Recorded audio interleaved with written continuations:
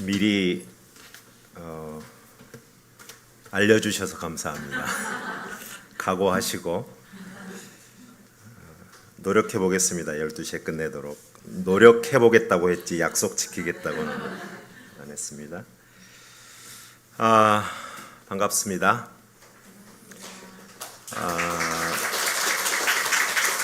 그냥 제가 자주 뵈니까 어디 선교사로 있는 게 아니고 느낌이 제가 어디 온누리교회 부목사 정도 되는 느낌이에요. 자주 뵈니까요. 또 자주 보는 얼굴들도 있고 또 얼마 전 몇 달 전에 본 아이들 청년들도 있고 그래서 너무 좋습니다. 정말 제 마음 가운데 온누리교회는 그냥 어떤 후원교회 뭐 어느 목장이 후원해 주는 그런 여느 교회와 다르게 그냥 여러분들이 저 정말 25년 전에 그 상가 건물에 있을 때부터 봐왔거든요. 매년 와서 한 성도 한 성도가 새롭게 세워지고 새롭게 예수 만나고 그의 얼굴 표정이 바뀌고 삶이 바뀌어가는 것을 이렇게 1년마다 와서 확인하는 재미가 쏠쏠합니다. 물론 때로는 그분 어디 갔어요 했다가 이렇게 어려움이 있으셨구나 하는 경우도 있지만 그래도 오늘 이렇게 함께 모여있는 이 자체 여러분이 누리고 있는 이 자체가 하나님이 주신 큰 기적임을 믿으시기 바랍니다. 여러분 오늘 성경 본문을 읽고 어떤 기분이 드셨어요? 어떤 느낌이셨습니까? 1번 가슴이 시원해지면서 나도 선한 이웃이 되어야지 하고 결단하신 분 1번 좀 이따 손 들 거예요. 2번 나도 지금 힘들어 죽겠는데 뭘 또 하라고 심판호 선교사가 설교하려나 하고 가슴이 되려 답답해진다. 2번. 자, 3번. 나는 이러든 저러든 아무 느낌 없다. 3번. 자, 1, 2, 3번 정하셨어요? 자, 손으로 이렇게 1번, 2번, 3번 이렇게 하는 겁니다. 하나, 둘, 셋. 네, 3번이 많군요. 선교사에게 듣고 싶은 이야기가 뭘까요? 설교는 아닐 거예요. 선교 이야기겠죠. 예를 들면 선교란 육하 원칙으로 하면은 이렇잖아요. 어떤 사람이 선교사인가? 누가? 무엇을 해야 선교인가? 혹은 무엇을 하지 않아야 선교인가? 혹은 선교란 누구에게 어디에서 어떻게 해야 하는 것인가? 또 제일 중요한 질문인 왜 해야 하는가? 이런 것들이 선교가 무엇인가? 선교사가 누구인가? 이런 말일 겁니다. 오늘 제가 이것에 대해서 말을 하려고 해요. 왜냐하면 설교는 우리 인 목사님이 잘 하시잖아요. 설교는 인 목사님에게, 선교는 신판호 선교사에게 들으시면 됩니다. 자, 오늘 제가 선교의 이야기를 여러분에게 하고 싶어서 오늘 본문을 의도적으로 택했어요. 왜냐하면 제가 볼 때 이 말씀이 누가복음 10장 말씀이 선교에 대해서 그래도 가장 적절하게 설명하고 있다고 생각하기 때문입니다. 이 말씀을 잘 이해하기 위해서 먼저 두 가지의 약간 부족한 선교의 개념을 짚고 넘어가겠습니다. 많은 분들이 이 두 가지 정도의 이 작은 너무 편협한 선교를 알고 계십니다. 그중 첫 번째는 선교는 해외 봉사 활동이다라고 이해하는 사람이 많습니다. 틀린 말은 아닙니다. 그러나 만일에 제가 채점을 하는 사람이면 이렇게 쓰면 10점 주겠습니다. 100점 만점에. 아닌 것은 아니지만 10점짜리죠. 가난한 나라, 어려운 나라에 우리가 줄 수 있는 것을 들고 가서 무엇을 나누어 주거나 혹은 무엇을 보여주거나 뭐 이렇게 하는 것들, 이것들이 선교라고 생각한다면 그거는 10점짜리 아주 편협한 선교입니다. 두 번째 오해. 선교는 선교사가 하는 것이다. 우리는 먼 곳에 나가서 전하지 못해도 여기서 기도하며 후원하기 때문에 선교는 선교사만 하는 것이다 라는 생각을 가진 사람도 10점. 두 개 다 더해봐야 20점. 만일에 답을 이렇게 쓰면 여러분은 선교를 너무 잘 모르고 있는 것입니다.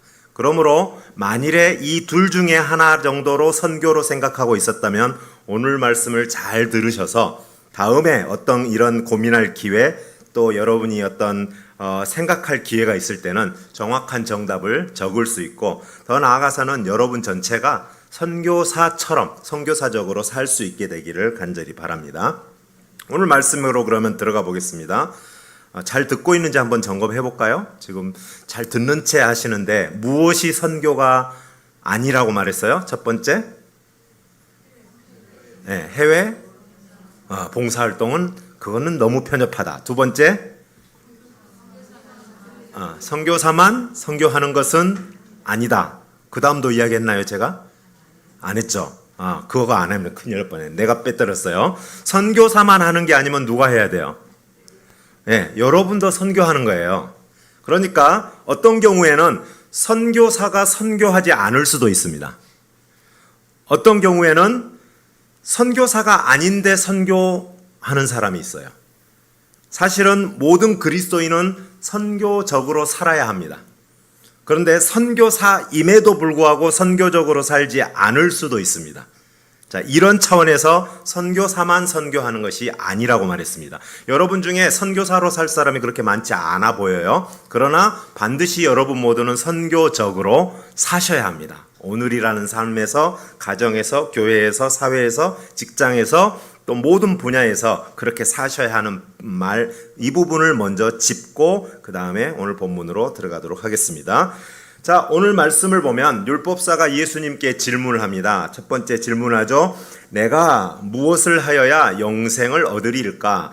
영생에 대한 질문을 했습니다. 당시 1세기 유대인들이 그리고 지금도 유대인들이 생각하는 영생이라는 개념은 여러분과 제가 생각하는 한국 사람, 한국 기독교인이 생각하는 영생이라는 개념과 많이 좀 다릅니다.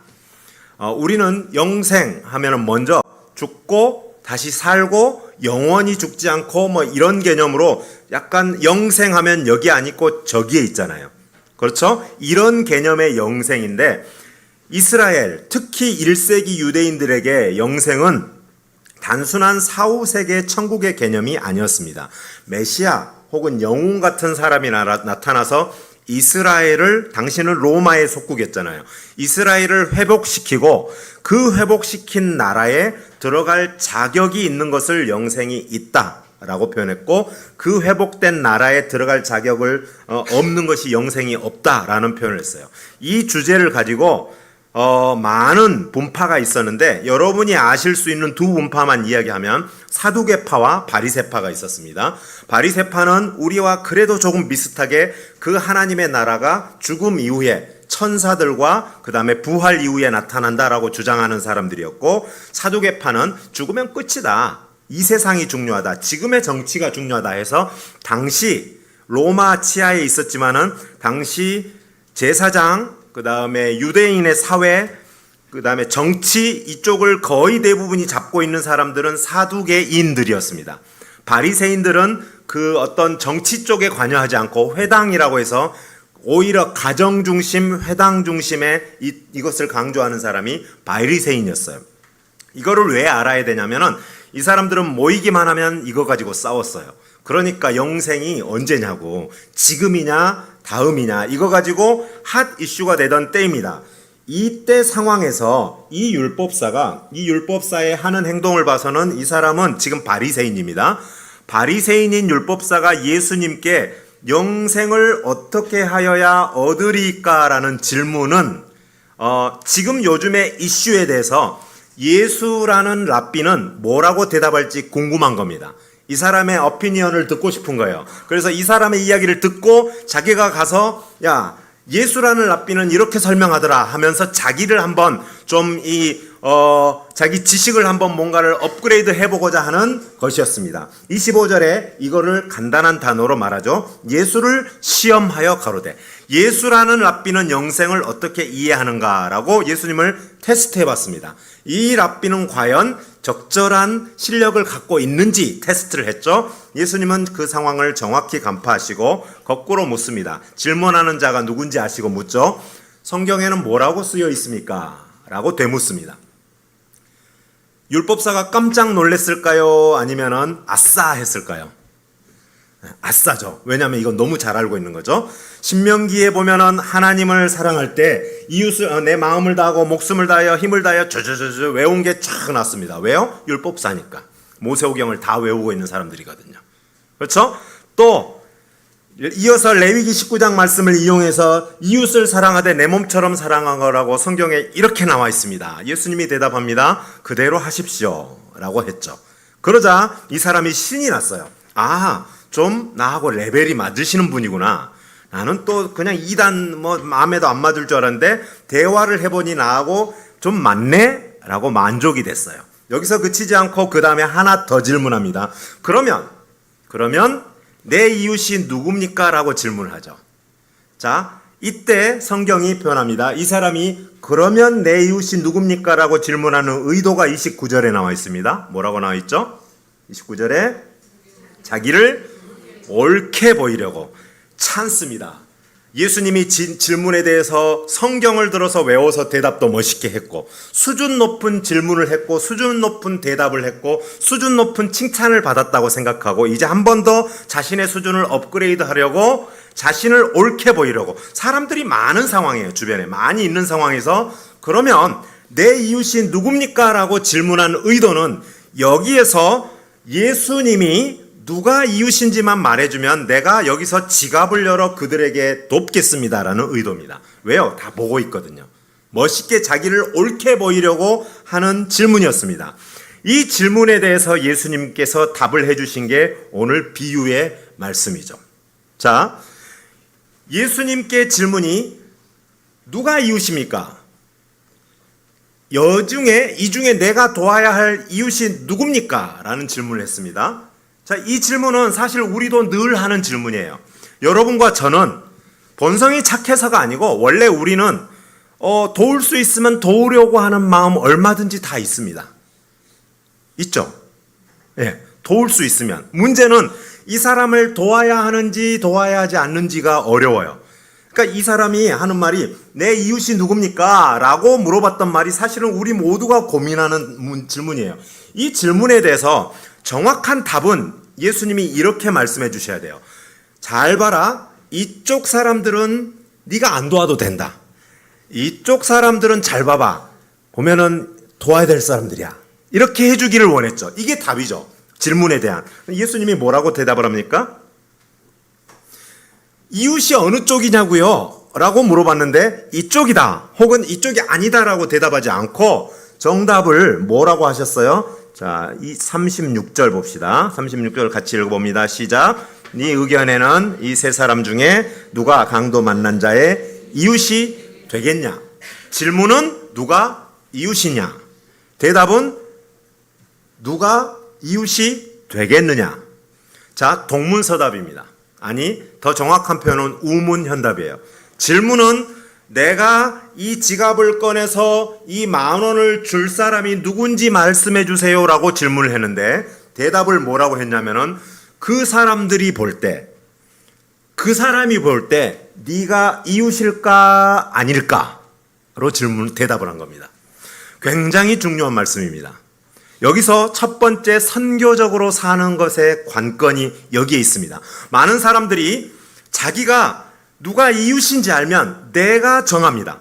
이 사람은 내가 볼 때 도와야 할 이웃, 이 나라는 내가 또 선교해야 할 이웃, 이 지역은 내가 좀 무엇을 주어야 할 동네 혹은 단체, 내가 내 머리로, 내 감정으로, 내 경험으로 이웃을 정합니다. 그리고 돕습니다. 그리고 그것을 선이라고 생각하고 선교라고 착각합니다. 예수님은 그렇게 말씀하지 않습니다. 거꾸로 내가 이웃을 정하는 것이 중요한 게 아니고 그들이 볼 때 네가 이웃이냐라고 물으셨어요. 그들이 볼 때 네가 이웃이냐. 자, 이것을 가장 잘 볼 수 있는 곳이 이 태국 같은 선교지입니다. 선교지에 여름방학, 겨울방학, 이번에도 2월 달에 우리 단기팀이 오셨죠? 오시면 주로 우리 학생들, 청년들, 또 권사님들도 하시는 일이 있습니다. 오면 뭐 하는 줄 아세요? 교회 오면은 한쪽으로 구석지로 갑니다. 한쪽 구석지로 가서 조금 있다가 태권도 발표해야 되니까 이쪽에서는 자매들 옷 입어보고 옷하고 립스틱하고 이게 맞는지 색깔 비춰보고 막 열심히 하고, 한쪽에서는 권사님들 부채가 지금 이 날개가 잘 펴지나 안 펴지나 하고 또 한번 돌아보고 중심 잘 맞나 해보고 열심히 이거 하십니다. 저는 그거 잘 못하게 해요. 그거 하지 마십시오. 왜 못하게 하죠? 오신 분들 기억나세요? 제가 뭐 하라고 해요? 연습하지 말고. 제가 주로 요청하는 게 있습니다. 연습은 한국에서 하시고 여기서는 틀려도 괜찮으니까 그냥 애들하고 놀아주세요. 눈에 보이는 애들하고 놀아주세요. 동네 사람 있으면 사와디캅 인사라도 한번 하세요. 자, 여기에 분명하게 예수님의 대답이 보입니다. 우리는 내가 와서 너희들을 이웃으로 지정했어. 내가 3달 전부터 우리 교회가 너희들을 이웃으로 지정해서 기도도 세게 하고 돈도 꽤나 투자하고 내가 지정한 너희를 도우러 왔어. 너희는 선교의 대상이야. 그러니 거기 가만히 있어. 내가 발표할 때까지. 내가 줄 거야. 가만히 있어. 이렇게 말하고 선교라고 딱 붙입니다. 그런데 예수님의 대답은 그게 아니었습니다. 무엇을 하든 와서 발표를 하든 뭐 가만히 앉아있던 밥을 먹든 간에 그들이 볼 때 그들의 시선에서 너는 그들의 이웃이냐? 를 묻습니다. 굉장히 중요한 말씀입니다. 여러분, 이게 단기 선교의 기준이 돼야 되고요. 여러분의 기준이 돼야 됩니다. 그리고 실제로 이것은 태국에서만 일어나는 게 아니에요. 아까도 우리 태신자, VIP 여러분 기도하고 계시죠? 똑같습니다. 그들이 볼 때 여러분이 선한 이웃이면 역사가 일어날 것입니다. 그러나 반대로 저 양반이 평상시에는 쌩하고 하더니 꼭 그 이맘때만 되면은 교회에서 뭐 한다 그러면 나한테 안 사던 밥을 사주고 누가 모를 줄 알아? 그 빵 사주는 이유를? 이렇게 생각한다면 물론 그렇게라도 생각을 하면서도 선한 이웃으로 하면 괜찮죠. 시각을 바꾸자는 겁니다. 생각을 바꾸고 관점을 바꿔야만 선교적으로 살 수 있어요. 첫 번째에 우리가 선교적으로 사려고 할 때 내가 이웃이 누구냐를 결정하지 마시고 그들의 눈에 내가 이웃이냐를 항상 고민해야 선교 역사가, 하나님의 역사가 거기에서 일어난다는 것을 오늘 질문과 대답에서 먼저 큰 카테고리 안에서 보여주고 있습니다. 여러분은 그들의 이웃입니까? 어떠세요? 이웃일까요? 그들도 그렇게 말할까요? 항상 이 고민을 하시기 바랍니다. 두 번째, 선교는 경계선을 넘어서는 행동입니다.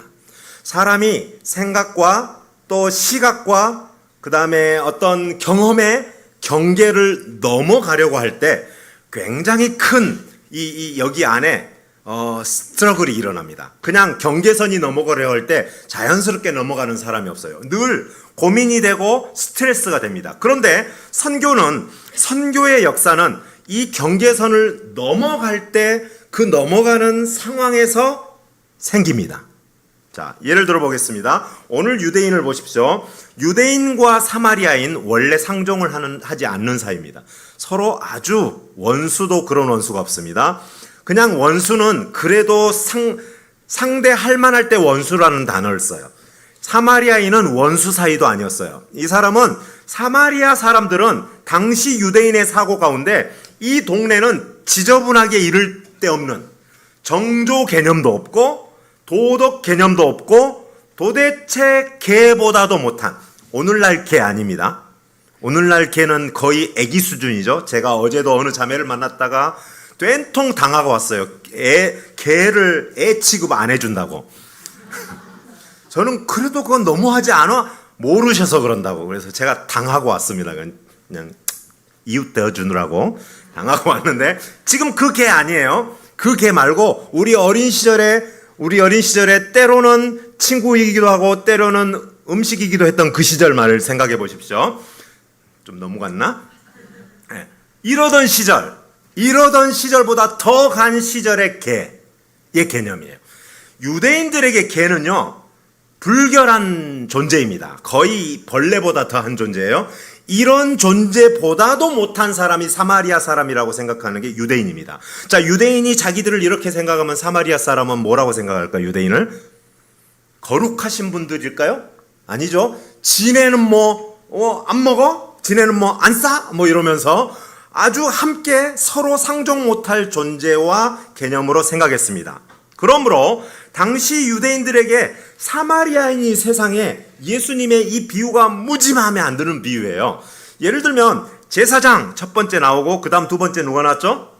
레위인 나왔으면 세 번째는 당연히 나와야 하는 게 일반 유대인이 나와야 합니다. 이게 통념상이에요. 근데 왜냐하면 제사장과 레위인은 유대인 중에도 앞에 형용사가 착한, 선한 이 단어랑 너무 잘 어울리는 사람이 제사장, 유대인이에요. 선한 제사장, 선한 유대인, 선한 레위인, 이게 맞는 단어거든요. 근데 갑자기 세 번째 단어가 말도 안 되는 존재를 갖다 붙인 겁니다. 사마리아인. 자, 이 말씀이 우리에게 보여주는 것이 있습니다. 통념적으로 착할 리가 없는 도둑놈 사기꾼 집단에 있는 그 사마리아 사람이 이렇게 했다라고 말을 하고 있는 거예요. 예수님이 지금 가르치고자 하는 것이 무엇일까요? 그렇게 듣는 사람이 기분 나빠할 만큼 하면서 가르치고자 하는 게 무엇일까요? 자, 보시면 정확히 나옵니다. 31절에 제사장의 행동을 예수님이 이렇게 표현합니다. 내려가다가 그를 보고 그냥 가죠. 그렇죠? 왜 갔는지는 속사정은 피하여라고 기록을 해놨습니다. 여러분이 모를까봐. 두 번째, 좋은 레위인도 내려가다가 보고 피하여 갑니다. 자, 이 행위를 보십시오. 가다가 아주 위험한 곳인데 강도 만난 자를 보고 얼른 피하여 간 것이 그렇게 정죄받을 일인가요? 여러분은 모두 다 천안에 사시는 하늘 아래 편안한 동네 천안에서는 다 착하십니까? 안 도망가고 아니 이럴 수가 하고 다 그 다음 세 번째 사람처럼 다 도와주실 분만 여기 계시지는 않을 거예요. 그렇죠? 어쩌면 당연한 행위입니다. 자, 여기서 이 당연한이 중요합니다. 제사장과 레위인의 행위는 나쁜 행위가 아니고요. 그들은 원래 착한 사람들이에요. 선하다는 단어가 어울리는 사람들인데 이 사람들이 피하여 가는 행위는 나쁜이 아니고 자연스러운, 당연한 그냥 일상의 일처럼 그럴 수밖에 없다고 치부되어야 하는 일입니다. 그런데 이 세 번째 사람이 이상한 거예요.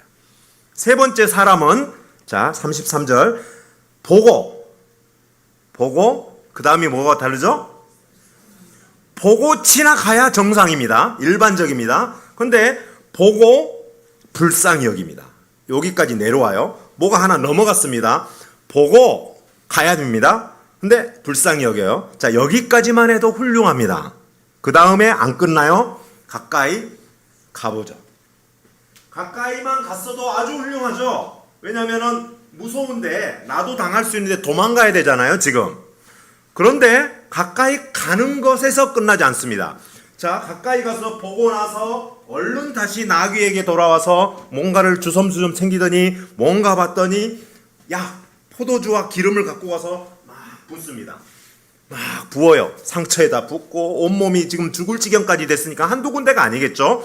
그리고 얼른 막 가서 아이고 이거 붕대를 안 가져왔네. 열심히 또 가져와서 붕대를 막 감아주고 난리가 났습니다. 그 다음에 거기만 하고 내가 지금 바쁜데 좀 다음에 뭐 앰뷸런스가 오든가 어쩌든지 좀 기다려주세요. 뭐 누가 오겠죠 하고 가지 않습니다. 거기서 안 끝나요. 그 다음 보세요. 태워요. 태우고 돌아갑니다. 지금으로 말하면 병원으로. 그리고 혹시 병원에서 돈 없다고 내쫓을까봐 돈을 지불합니다. 혹시 오늘만 하고 돈 없다고 내쫓을까봐 서약서를 씁니다. 돌아올 때 내가 반드시 돈을 갚겠음. 치료 끝까지 해주기를 바람.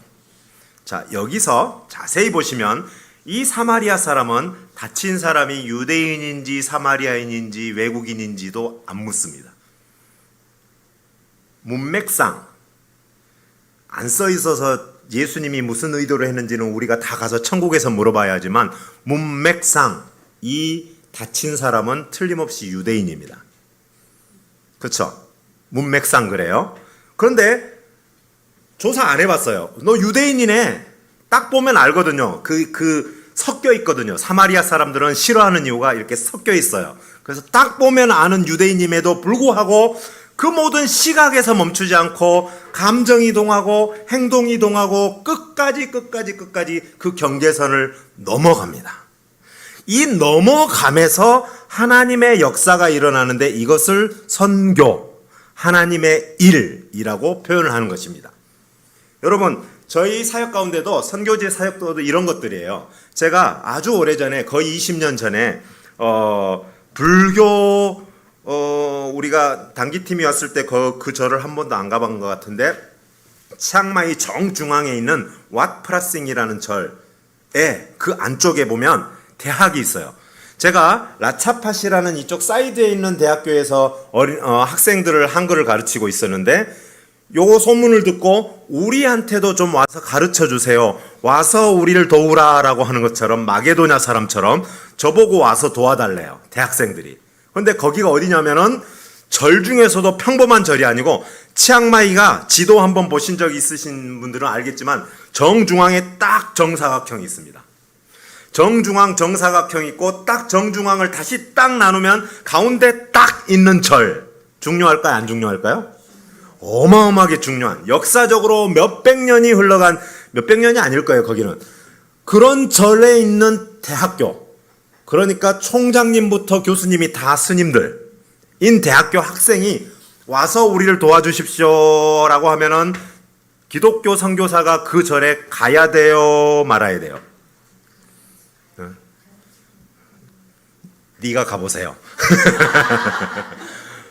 마음이 얼마나 힘든지 몰라요. 왜냐하면 그거 가려면 허락받아야 되잖아. 허락을 누구한테 받아야 돼요?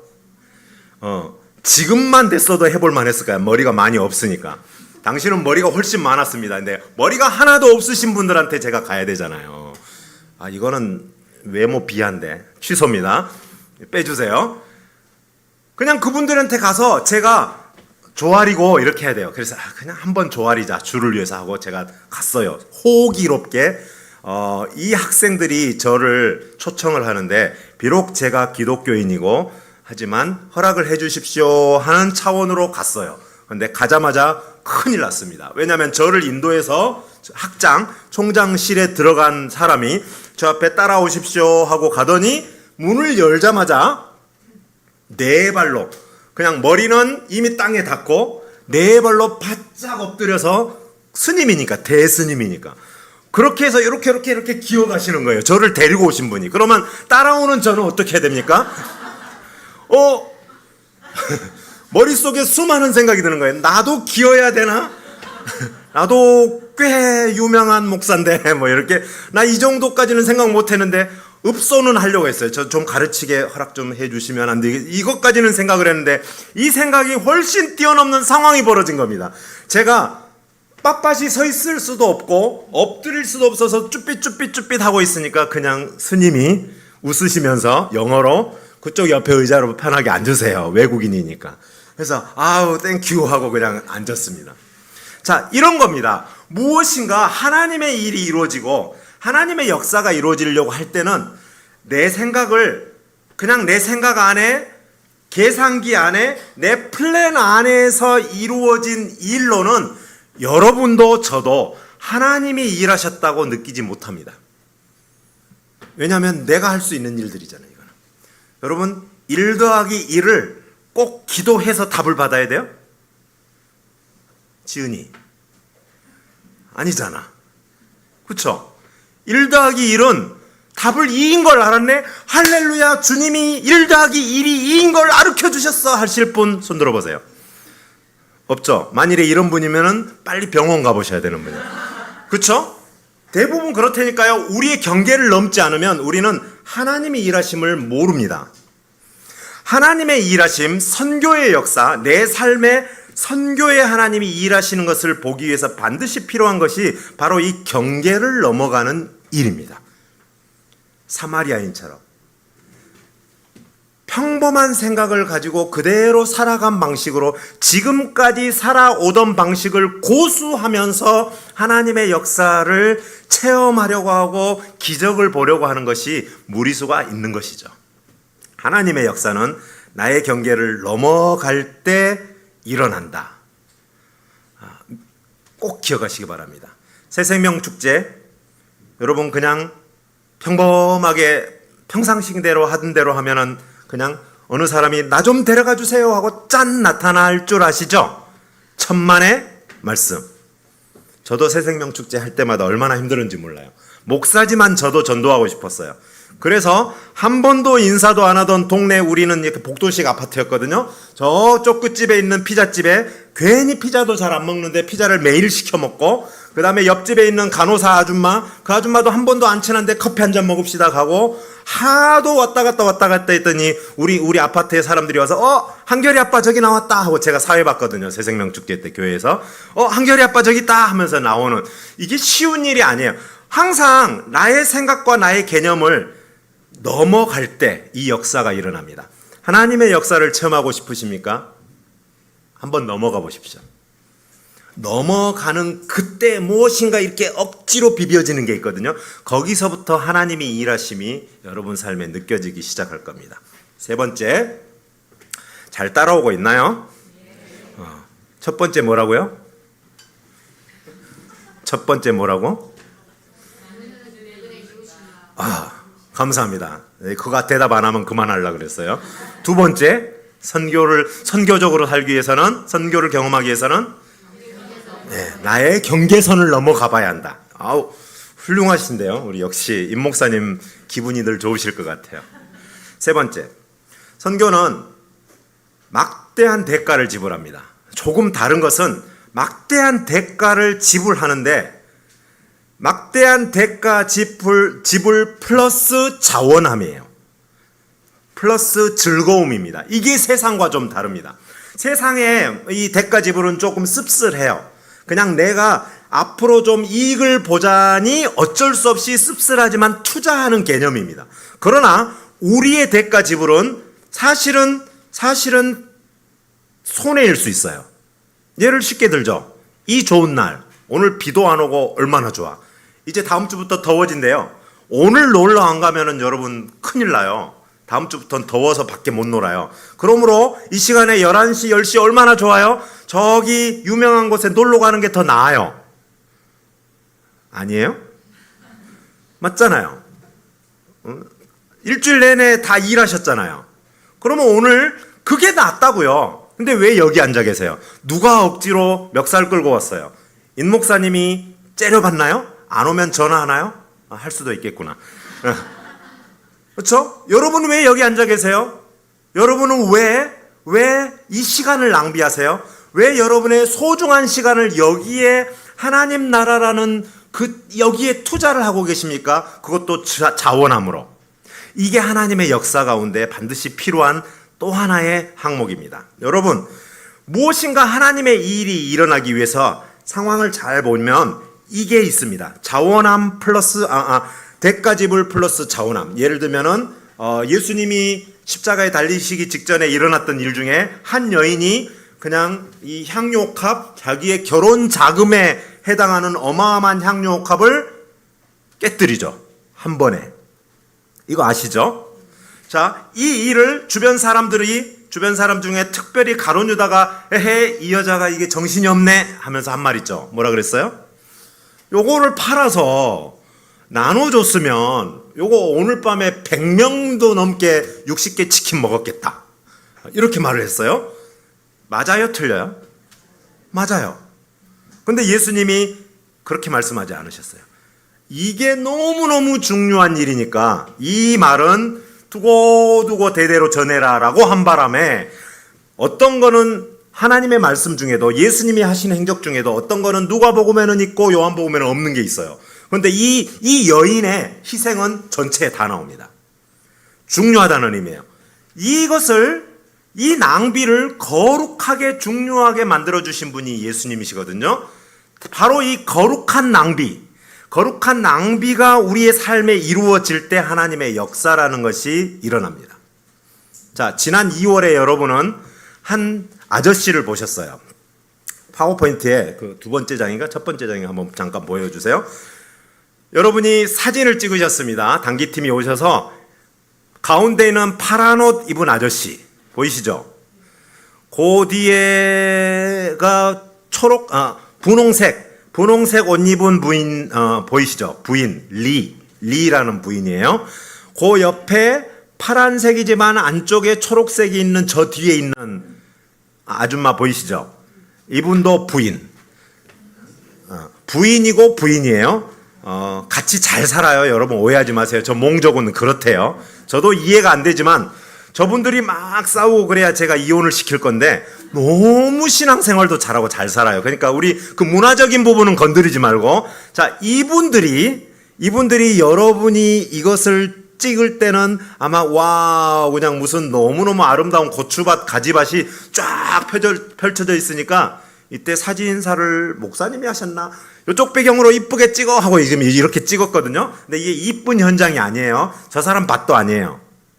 밭은 저 사람 밭이, 저 사람 땅이 아니에요. 땅을 빌려서 가난하게 농사를 짓고 그 다음에 자기 거 얼마 좀 가져가고 이렇게 하는 사람들이에요. 산에서 오신 분들이에요. 몽족입니다. 이분들이 아마 어떻게 사는지 잘 안 보일 것 같으니까 제가 그 전에 찍은 이 집에서 예배 드린 사진이 그 다음에 있습니다. 이분들이 어떻게 사냐면 이렇게 살아요.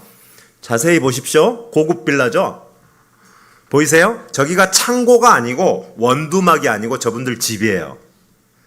그냥 저 움막처럼 생긴 곳에 진짜 저 가족이 살아요. 애기들도 한둘이 아니야. 아들 날 때까지 낳으려고 하다가 안 되니까 두 번째 분이 들어온 거예요. 옛날 우리나라처럼. 그러니까 저 집에 바글바글 저기 있는 애들은 바글바글한 그 집 애들이 아니고 우리 교인들이에요. 예배드리러 가서 찍은 거고, 애기들도 있고 부인도 둘이고 복잡한 집에 저 벽돌 쌓아서 저런 집에 저렇게 살아요. 저 집에서 만일에 10바트 300원, 500원만 헌금하셔도 아주 훌륭해요. 정말 대단하신 거예요. 왜냐하면 저분들 하루 일해봐야 하루 500원도 못 벌어요. 이게 저분들의 삶입니다. 그런데 이분들이 갑자기 이번에 수련회 하는데, 우리 교회 수련하는데 자기들도 헌금을 하고 싶대요. 아유, 그렇죠. 드리는 자가 복이 있으니까 헌금하십시오 라고 했죠. 근데 헌금을 얼마를 하냐면은 12,300바트.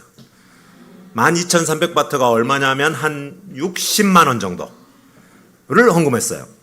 그래서 아니 10,000바트면 10,000바트, 15,000이면 15,000이지 12,300 이상하잖아. 물어봤어요. 이게 왜 12,300인지, 그리고 왜 이 많은 헌금을 하시는지. 자기들도 드리는 사람 되고 싶어서, 받는 사람 말고 드리는 사람 되고 싶어서 4개월 내내 키워서 일한 전체 값이야. 이 가족 전체가 4개월 내내 일해서 가지하고 고추하고 팔아가지고 한 전체를 땡전 한 푼까지 딱 가지고 이거 우리 이번에 우리 교회 행사에 써주십시오 하고 헌금을 딱 했습니다. 제가 저희 교회 성도 중에는 가난한 분도 있고 그래도 사는 분이 있죠. 예를 들면 니파 아줌마 같은 경우는 이렇게 나름 살아요.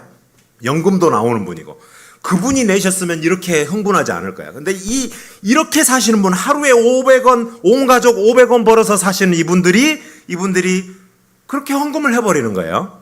자, 이 무리한 일이 일어나자 성도들이 십시일반 자기들도 헌금해서 이번에 저희가 수련회를 하면서 한 500만 원 이상, 600만 원 가량 든 것 같아요. 600만 원 가량 보통 같으면 우리 성도들이, 선교사님 저희가 하는 데까지 해봤는데 100만 원 정도밖에 안 되고 한 500만 원은 좀 도와주셔야 되겠습니다 하면, 저는 또 주여 500만 원이 부족한데 어떡할까요 하면서 선교편지에 쓰기도 하고 기도하기도 하면, 딱 하나님이 어떻게 또 임 목사님을 감동시켜 주시든지 아니면 어디 성도를 권사님을 감동시켜 주시든지 해서 우리가 교회에서 하겠습니다 혹은 어떤 분이 해서 한국에서 이렇게 했었거든요. 평상시에. 그런데 이번에는 제가 안 했어요. 왜 그런 줄 아세요? 저분이 필두로 제가 하나님 앞에 먼저 이렇게 하겠습니다 하니까 온 성도들이 알거든요. 우리 교회에서 제일 힘든 사람이라는 걸. 이렇게 거룩한 낭비를 터뜨려 버리니까 이게 따라서 그럼 나도 1,000밭, 나도 500밭, 할머니들도 다 같이 이렇게 해서 자기들이 다 해가지고 이번 600만 원 이상이 드는 수련회를, 여러분의 600이 아닙니다. 여기서는 거의 그거는 600이 아닌 한 2, 3천 들어간다고 봐야 될 거예요.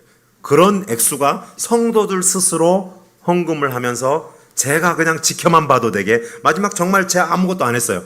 딱 결제를 하고 수련회 마무리하는 걸 봤습니다. 하나님의 역사란 항상 대가를 지불하는데, 대가를 지불하면서 거룩한 낭비처럼 자원함과 즐거움으로 대가를 지불함으로 역사가 일어납니다. 이 놀라운 역사가 왜 일어나느냐? 사실은 이런 역사를 만들고 시작해 주신 분이 하나님이세요. 예를 들면 에덴 동산 보십시오.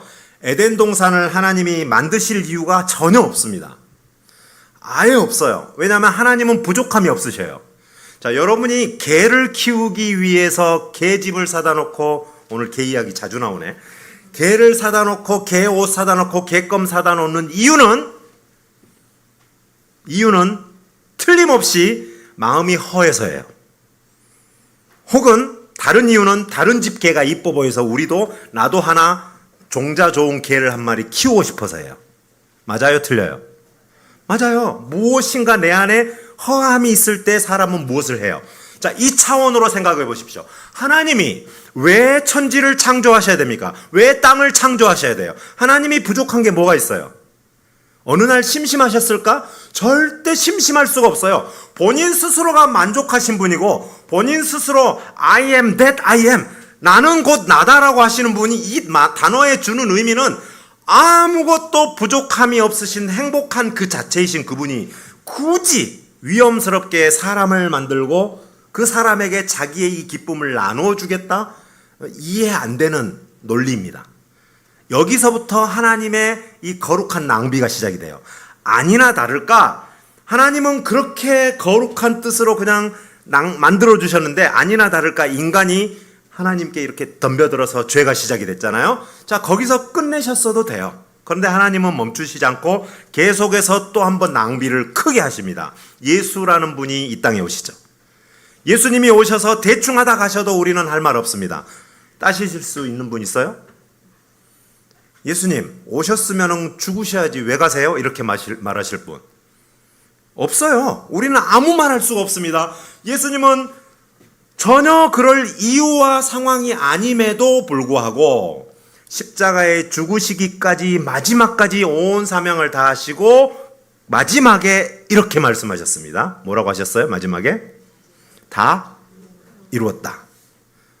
제자 훈련 잘 하시고 성경 잘 보셨네요. 자, 그러면 제가 문제 드립니다. 다 이루었다. 테텔레스타이. 이 말을 할 때 예수님의 표정은 무슨 표정이었을까요? 만일에 여러분이 그림을 그린다고 생각해 보세요. 그림. 예수님의 십자가상에서 마지막 만화처럼 말풍선 다 이루었다. 테텔레스타이. 자, 예수님의 표정을 어떻게 그려야 될까? 그 다 이루었다 할 때. 에? 허무한 표정? 평온한 표정? 지금 아픈데? 지금 막 찌르고 이거 평온한 표정. 오케이. 예, 일단 의견이니까 1번 평온한 표정. 왜 평온하지? 왜 그렇게 생각하셨어요? 다 이루셨으니까. 심플하네 이 교회는. 뭘 다 이루셨는데 뭘 다 이루셨길래 지금 아파 죽겠는데. 이게 지금 사실 여러분 예수님의 사인 알아요? 사인, 죽은 이유. 심장 파열이에요. 심장 파열. 이 고통이 너무 세서 심장이 터져버렸어요. 이게 바운스가 너무해서 요것이 예수님의 사인입니다. 그러니까는 그래도 예수님인데 평온하실 수는 있겠지. 우리 같으면 평온하기 매우 힘든 상황인데 어찌됐든 평온하셨을 것이다. 다 이루셨으니까. 자, 이 표정을 한번 생각해 보자고요. 조금 구체적으로 나눕니다. 첫 번째, 아파 죽겠어요. 너무 힘들어요. 해도 너무 여러 번 찔렀어요. 너무 여러 군데 못이 박혔어요. 아파요. 그래서 다 이루었다는 의미가 으이씨 끝났다 라는 의미로 아파 죽겠다라는 것을 다 이루었다, 미처 표정 처리를 못하고 찡그리시며 돌아가셨다. 1번. 자, 이번에도 1, 2, 3번입니다. 2번은 조금 과하게 포장하겠습니다. 예수님은 충분히 하실 수 있어요. 신이십니다. 신적 권위를 사용하셔서 안 아프게 이미 처리를 하셨어 본인이. 심판호 목사가 원래 좀 상상력이 쓸데없이 뛰어나요. 암만 찔러봐라 안 아프지롱 하면서. 자, 평온함의 의미는 좀 다를 수도 있어요. 근데 찔러도 아픈 척만 하시지 사실은 안 아파. 왜냐하면 이미 신적 권위를 사용하셔서 천사들도 부릴 수 있는 분이기 때문에 안 아프게 하실 수 있어요. 물론 안 하셨어요. 이거 이상하게 해서 이단 만들지 마세요. 그럴 수도 있기 때문에 이미 안 아프시게 하셔서 아무렇지도 않으셨을 것이다. 그냥 평온하게 돌아가셨을 것이다. 2번. 3번. 다 이루었다라는 말 안에 곧 이어서 예수님이 부활하실 것과 제자들이 성령 받아서 여기저기 뛰쳐나가서 예수가 주시다, 살아계신 하나님이시다 외치면서 맞기도 하고 톱에 켜서 죽기도 하고 거꾸로 매달려 죽기도 하고 이거를 다 보셨어요. 예수님은 보실 수 있어요, 없어요? 있어요.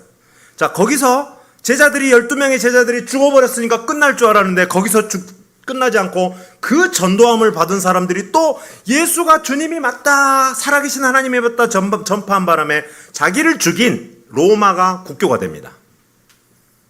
이건 상상도 못하는 일이에요. 그렇죠? 거기서 끝납니까? 유럽이 변화돼요.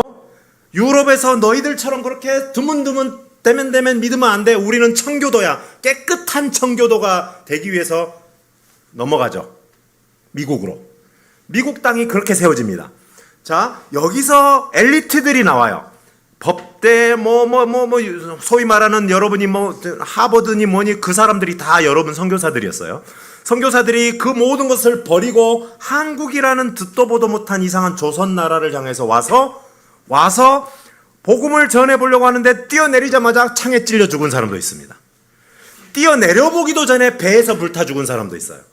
그러면 돌아가야 되는데 안 돌아가고 몇 명이 남아서 또 전도를 해서 25년 전에 두정동 어느 상가 1층에 온누리라는 교회가 하나 생기네? 보셨을까 안 보셨을까? 보셨겠죠. 그때는 여러분 줄 상당수가 거기에 없을 걸 아셨을까 모르셨을까? 모르셨겠지. 여러분이 이 자리에 있는 거를. 여러분들이 모른다고 예수님 아시지만 오늘까지 이렇게 25년을 이어오실 줄 그분은 보셨습니다. 심파노라는 선교사가 삐약삐약 애기들을 데리고 우황청심한 2-3개 삼켜가면서 나 무서워 죽겠어, 가기 싫어, 비행기 고장나면 좋겠어, 화장실 가서 숨고 싶어. 여러분 심파노 선교사 선교 갈 때 할렐루야 이렇게 가신 줄 아시죠? 아니요. 저 공황장애가 있어가지고요 죽는 것 같았어요. 그래도 갔어요. 진짜예요. 비행기 고장났으면 좋겠고 인천공항 폭파됐으면 좋겠다 하는 마음으로. 왜 안 폭파되더라고. 내가 힘들어 죽겠는데. 근데 탔어요. 비행기를 탔는데 야 비행기 탄다 하고 좋아하던 우리 한결이는 왜 갑자기 울어? 나 싫어, 집에 갈 거야 하고 우는데 나는 지금 숨이 안 쉬어져서 공황장애로 죽을 것 같은데 우리 아들은 또 울 때 얼마나 가슴이 답답하겠어. 그렇게 살았어요. 자, 이거를 예수님이 보셨다 안 보셨다? 적당히 하다가 돌아올 줄 알았는데 21년간 포기 않고 오늘까지 할 거를 예수님 보셨다 안 보셨다? 보셨다. 그걸 보시고 아시면서 다 이루셨다 할 때는 제 생각에는 회심의 미소 한 방을 마지막에 살짝 회심의 미소 살짝 띄우시고 고개를 떨구시지 않으셨을까? 그건 가서 물어봐야 됩니다. 성경에는 안 나와요. 이게 예수님이 하신 이런 일들을 잘 생각해 보십시오. 억지입니까? 아니에요. 이걸 아시기 때문에 억지가 아니고 기꺼이 대가를 지불합니다. 자식에 대한 일이고 내 아들에 대한 일이고 내 자식에 대한 일인 것에 대해서는 여러분 억지가 없잖아요. 오, 이놈의 자식 학비가 왜 이렇게 비싸? 아까워 죽겠네 라고 말은 하시지만 진짜로 아까워요? 그럼 엄마 아닌 게 맞죠. 이렇게 말하는 엄마들이 있을 건데 진심이 아니야 얘들아. 그거 엄마의 진심이 아니야. 부모는 자식에 대해서 대가를 지불할 때 아까워하잖아요. A는 어때? A는 저희 아들이 이렇게 표현하더라고요. 네가 지금 여자친구가 네 애인인지 헤어질 사람인지 진짜인지 어떻게 알아? 그랬더니 한마디로 정했습니다. 아빠, 얘한테는 내가 한 번도 써본 적 없는 돈을 써도 안 아까워. 그러면 네 색시 맞다. 맞잖아요. 이겁니다. 하나님의 그 품성에 하나님의 성품을 따라서 대가를 지불하는 이 사역, 이렇게 할 때 하나님의 선교의 역사가 여러분의 삶에 이루어집니다. 이게 선교지에 이루어지는 거고요. 그러므로 이렇게 하나님 앞에 희생을 억지로가 아닌 기꺼이 하는 사람과 사람의 이런 일들을 통해서 기적이라는 게 일어나고 교회가 세워지고 하나님의 역사라는 것이 일어납니다. 이게 온누리 교회고, 이것이 롬프라콘 교회고, 이것이 디모데 센터입니다. 할렐루야. 하나님의 역사는 이렇게 일어나는 거예요. 자, 하나님의 이 역사를 영상으로 먼저 한번 보겠습니다. 한 5분 되는데요. 먼저 롬프라콘 교회가 어떻게 세워졌는지 보시고, 그리고 이어서 잠깐 또 디모데 센터가 어떻게 하는지 전체를 한번 보겠습니다. 영상 보겠습니다.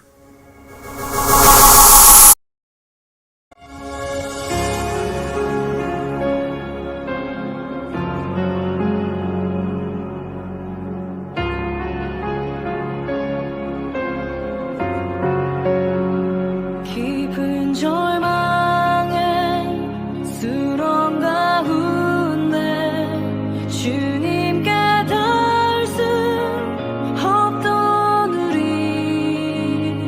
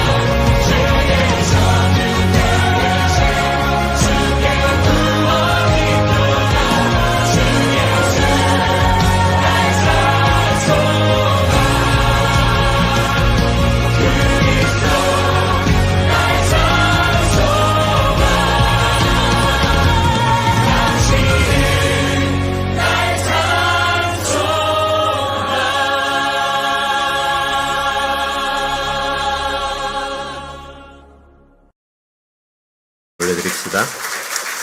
지금 보신 모든 과정들은 앞에서 말씀드린 좋은 이웃이 되었기 때문에 이 일이 일어났고요. 여러분이 저의 좋은 이웃 되었기 때문에 이 일이 일어났고, 또 정말로 두 번째 말씀드린 것처럼 경계를 계속해서 넘어가고 생각의 경계, 사고의 경계를 넘어갔고, 또 계산하지 않는 대가 지불을 통해서 이 역사가 일어났습니다. 마지막으로 말씀을 마무리할 때 여러분, 이 일이 일어나기 위해서 또 하나 반드시 필요한 것이 있습니다.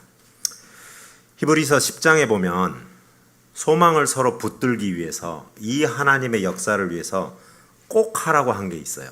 모이기를 힘쓰라라고 하면서 꼭 하라고 하는 게 뭐였냐면 서로 돌아보아 사랑과 선행으로 서로를 격려하라라는 말씀이 나옵니다. 여러분, 이 일을 위해서 여러분도 마찬가지겠지만 저도 정말 하나님이 주신 은혜로 자원함으로 했습니다. 그렇지만 자원함으로 한다고 해서 쉬웠다는 말은 아닙니다. 자원함으로 했다고 해서 힘이 안 들다는 말도 아니에요. 자원하는 거하고 힘이 드는 거하고는 다른 이야기예요. 그래서 열심히 우리가 사역을 하지만 사실은 또 다른 무엇인가가 필요하고 그것이 있어야만 지속성이라는 것이 있습니다. 만일에 이게 없으면 우리는 한 번은 할 수 있고 훌륭하면 3번까지는 할 수 있지만 남의 이웃이 되어주는 것은, 다른 사람이 볼 때 내가 좋은 이웃이 되어지는 것은 사실은 어마어마한 에너지가 들어가는 일입니다. 그런데 우리의 사역을 보면, 우리의 삶을 보면 내일 주님이 오시는 게 아니잖아요. 그냥 오늘 밤에 오시는 게 아니고 우리는 오늘도 살아야 하고 내일도 살아야 하고 이렇게까지 길어질 줄 몰랐는데 21년을 제가 살고 있지 않습니까? 이것을 지속시키기 위해서 반드시 필요한 것이 또 하나 있습니다. 어느 날 제가 태국 목회자들을 모아놓고 성경 공부를 했습니다. 이 본문을 가지고요. 누가복음 10장 복음을 가지고 귀납적 성경 공부는 이렇게 하는 겁니다. 좋은 질문을 만들어 보세요. 이 사람의 입장이 되어 보세요. 이 사람이 무슨 표정을 지었을까요? 이제 이런 것들을 제가 가르칩니다. 가르치는데 한 젊은 목사님이 질문을 하더라고요. 선교사님, 왜 우리는 제사장의 입장만 생각하고 레위인의 입장만 생각하고 선한 사마리아의 입장만 생각을 해요? 제가 강도를 만날 수도 있는 거 아닌가요? 라고 질문을 하더라고요. 맞죠? 사실은 우리도 강도를 만날 수 있는 거죠. 그렇죠? 파워포인트에 한번 보십시오. 여러분이 마지막에 돌아오기 직전에 찍은 사진이 하나 있습니다. 그 앞에, 저 앞에 가운데 할머니 기억나시죠? 칸통 할머니. 여러분이 저 사진을 찍을 때 저 칸통 할머니의 마음이 얼마나 복잡했는지 여러분 아세요? 바로 한 주, 2주 전에 어마어마한 일을 겪었거든요.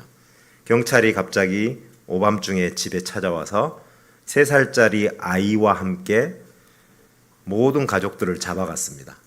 한 통 할머니만 빼고.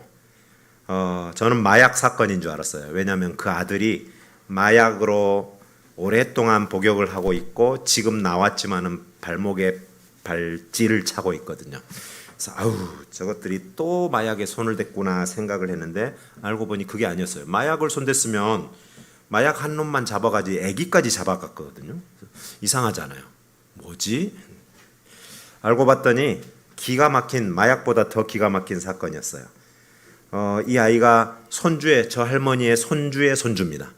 저희가 어려서부터 아까 그 역사에 쭉 아기가 나와요. 그 아기가 커서 15살, 16살이 됐는데 저희는 그 아이가 엄마가 버리고 간 아이고 아빠는 마약으로 감옥에 가버렸지만 할머니의 믿음으로 잘 크기를 바랬는데 15살 때 어디서 갑자기 방학 때 남자를 만나가지고 아기를 뽕 낳았어요. 그냥 아기를 넣고 그냥 할머니한테 던져놓고 지는 여전히 이 청소년인 줄 알고 맨날 이리저리 애 친구들하고 놀러를 다니는 상황이었습니다. 그러다 보니까 아이를 돌볼 사람이 없었죠. 이 아이가 돌볼 사람이 없고 잘 돌봄을 못 받으니까 주변 사람들이 돌봐줬습니다. 자주.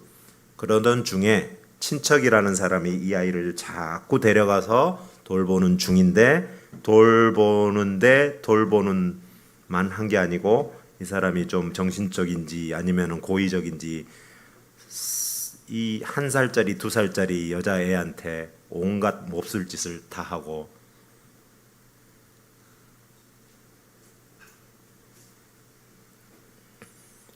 사진을 찍고 비디오를 찍고 그걸 인터넷에 올렸는데 거꾸로 경찰이 추적해서 들어와서 도대체 이 아이가 누군지, 이 사람이 누군지, 이 아이의 가정 환경이 어떤지 조사하기 위해서 온 가족을 다 잡아간 거예요. 말도 안 되는 상황인데 거기에 더 화가 나는 것은 그 상황을 보고도 별거 아니라고 취급하는 주변 사람들, 그 다음에 그 엄마, 그 아버지. 저희가 그 상황을 볼 때 너무너무 힘이 들었어요. 왜냐하면 방금 앞에서 쭉 본 사람들의 그 한 사람 한 사람은 한국 교회하고는 조금 또 다릅니다. 한 사람 한 사람의 예수 믿기 전의 삶을 저희가 알고 그 사람을 예수 믿게 한 그 순간을 알고 예수를 믿은 순간을 알고 처음으로 거듭난 순간을 알고 변화된 순간을 알고 문제 있는 순간들을 알아요. 마치 내가 낳은 자식 같은 꼬마들부터 그 할머니 한 분 한 분들이 저희가 전도해서 이렇게 했기 때문에 내 자식 같은 내 자식 같은 일이에요. 그 내 자식 같은 이 사람들에게 일어났기 때문에 나는 내 손녀가 당한 일처럼 어려웠어요, 마음이. 그런데 태국 사회는 이것을 심각하게 생각하기는커녕 그냥 다행이네, 아직 애가 어려서 그래도 큰일은 안 당했대,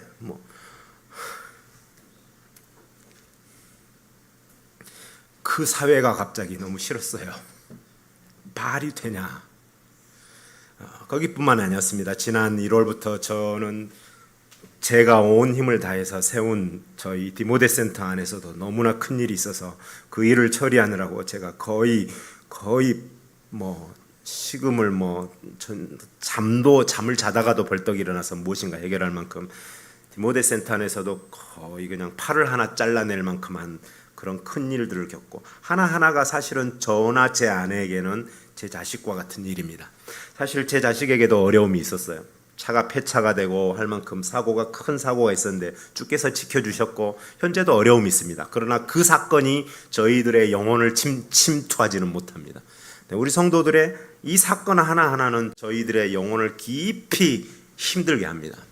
이게 쌓였고 물론 허성도처럼 이렇게 아름다운 일을 통해서 수련회를 진행하게 됐지만 오늘부터 이제 그 수련회를 해야 되는데 이 쌓인 어떤 스트레스가 결국은 당일날 아침에 저희에게 너무 큰 일을 당하겠습니다. 아내가 일어나지를 못하는 거예요. 수련회 가야 되는데 오늘 가서 저 사람은 주일학교를 담당하고 게임도 해야 되고 설교도 해야 되고 저는 어른을 담당해야 되는데 아침에 울고 안 일어나는 거예요. 울어도 그냥 눈물을 쭉쭉쭉 흘리고 있으면 그래도 괜찮을 거 아니에요. 근데 그게 아니고 오열을 합니다. 오열을. 그러면서 이렇게 표현했습니다. 기도해도 무슨 소양이야. 기도해봐도 아무것도 변하지 않는 저 사람들 내가 뭐하러 해. 저도 역시 마찬가지 마음이었고요. 사람이 바닥으로 내려가면은 정상적인 판단이 안 되나 봐요. 태국이 미우니까 우리 성도들도 미워지고 하필이면 이때 수련회를 잡아놔가지고 수련회 해봐야 뭐해. 21년 이거 한 거 뭐 해봐야 저런 일이나 일어나고 막 이런 식으로 막 이상한 사고가 되면서 제 마음에 주님 한국이고 뭐고 가기도 싫고 숨쉬기도 싫고 예전엔 병력이 있어서 그런지도 모르겠어요. 마음속이 디프레션이 심하게 오면서 아내와 제가 붙들고 울고 몇 시간을 울었는지 몰라요. 오늘 수련회 가야 되는데 어떻게든 가야 되겠는데 그런 상태가 되었습니다. 그래서 겨우 정신을 차리고 그래도 수련회는 끝나고 병원을 가든지 어떻게 하든지 요거까지는 어떻게 끝내보자 하고 아내를 겨우 달래서 박스 챙겨서 수련회장으로 갑니다. 어떻게 해요? 제가 인도자인데 해야잖아요. 안 할 수가 없잖아요. 책임감이 뭐라고. 그렇지만 사실 아무것도 하기 싫었습니다. 주님이 그냥 재빨리 지금 오시든가. 그렇다고 내가 자살해 죽을 수는 없잖아요. 그냥 지금 오셔버려지면 좋겠다 하는 그 마음으로 아무 생각 없이 그냥 운전을 하고 갔습니다. 그 칸통 할머니를 제가 태워야 돼요. 가는 길에 있기 때문에.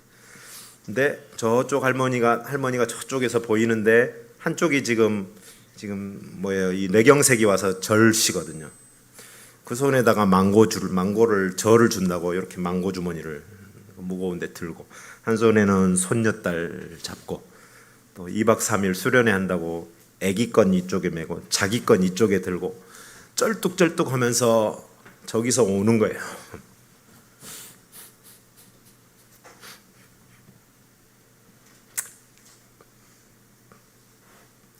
당한 사람은 그 사람이잖아요. 근데 그 얼굴은 천사보다도 밝은 모습을 하고 절뚝거리고 오면서 저에게 이렇게 말했습니다.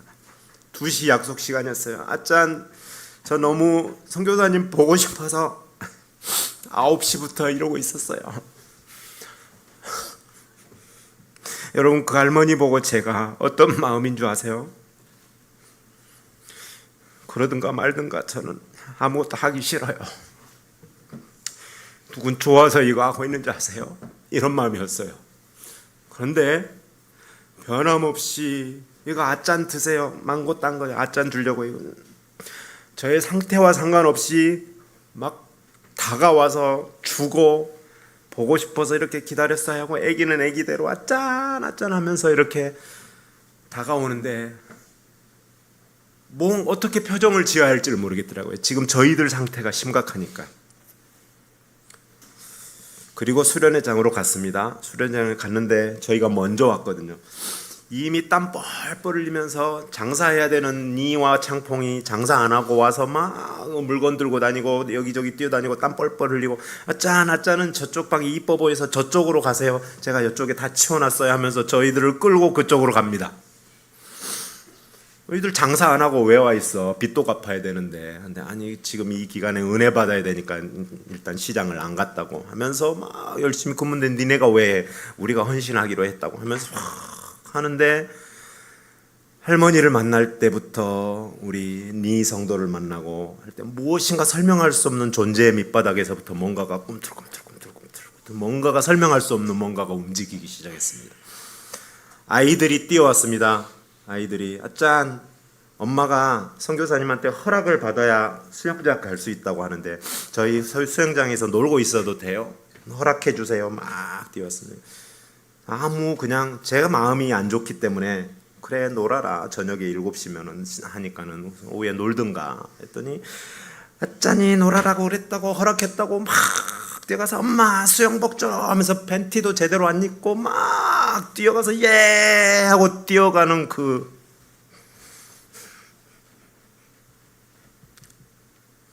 아이들의 모습을 보면서 제가 깨달아지는 게 하나 있었어요.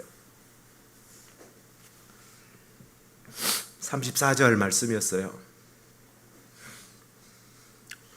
그를 보고 불쌍히 여겨 가까이 가서 기름과 포도주를 그 상처에 붓고 싸매고 짐승에 태워 주막으로 데리고 가서 돌보아 주고. 저는 21년간 그들을 돌본다고 생각하고 지쳤다고 생각하고 표를 내고 있었던 거예요.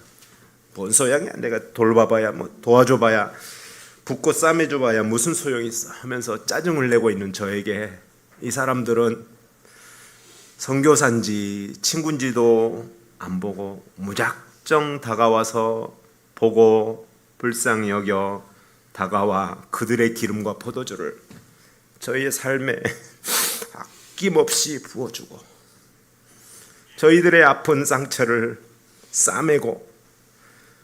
거기서 끝난 것이 아니고 저희가 이제 끝나고 한국을 오잖아요. 저희는 부탁한 적도 없어요. 누사라 아시죠?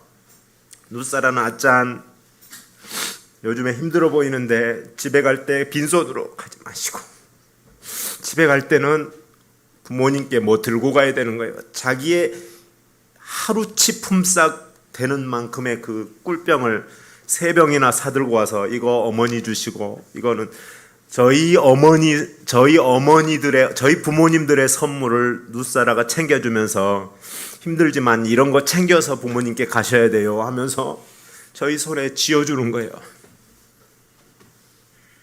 여러분, 교회가 25년을 어떻게 버텼을까요? 온누리 교회가 어떻게 버텼다고 생각하세요? 제가 21년을 어떻게 여기까지 왔을까요? 제가 이 고백을 할 수 있는 게 얼마나 감사한지 몰라요. 왜냐하면 오늘 아침에도 아내와 함께 여보 이제 얼른 가서 다시 우리 성도들 보고 싶다. 얼른 집에 가서 사역하고 싶다라고 했거든요. 제가 다시 일어났어요. 선교가 일방적이 아니에요. 내가 어디다 다 퍼붓고 있는 줄 알죠? 여러분, 이미 여러분은 누군가의 이웃이었고 누군가의 이웃으로 도움을 주고 있기도 하고 강도 만난 자로 도움을 받고 있기도 하는 존재입니다. 다시 말하면 지금 옆에 아무 의식 없이 옆에 앉아있는 그 사람 때문에 오늘 여러분이 존재하는 겁니다. 이 하나님의 은혜가 나도 모르게 이렇게 흘러가고 흘러옵니다. 비록 태국에 있는 영혼들이지만 그 영혼들이 저희들의 영혼을 채우고 남더라고요. 이게 선교의 비밀입니다. 이게 마지막 비밀이에요, 여러분.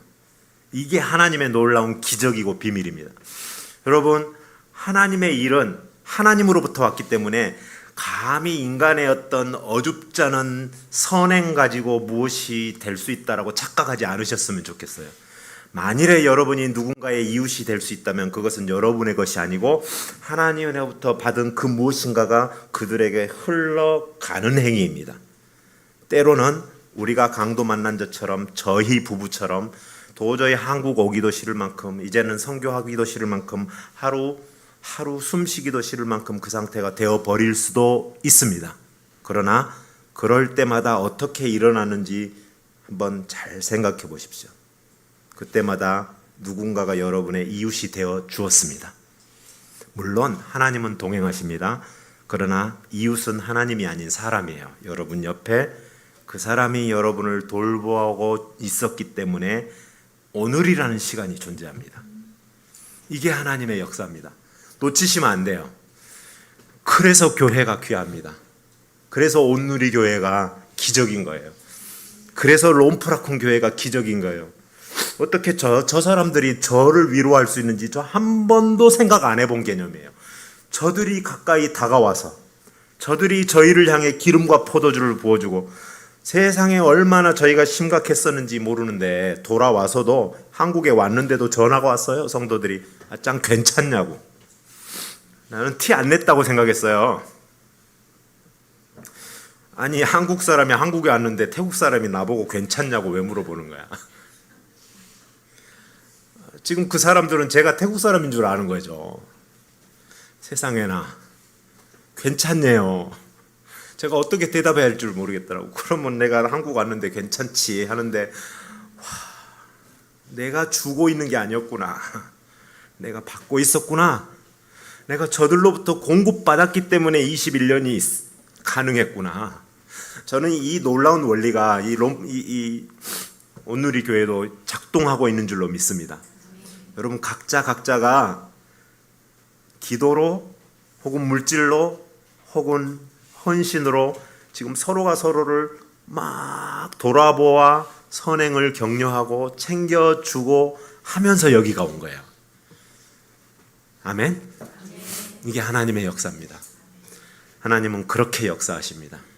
하나님은 태국에서만 아니고 여기서 그 하나님의 역사로 여러분을 통해서 계속해서 선교를 이루시길 원합니다. 우리 함께 찬양할까요?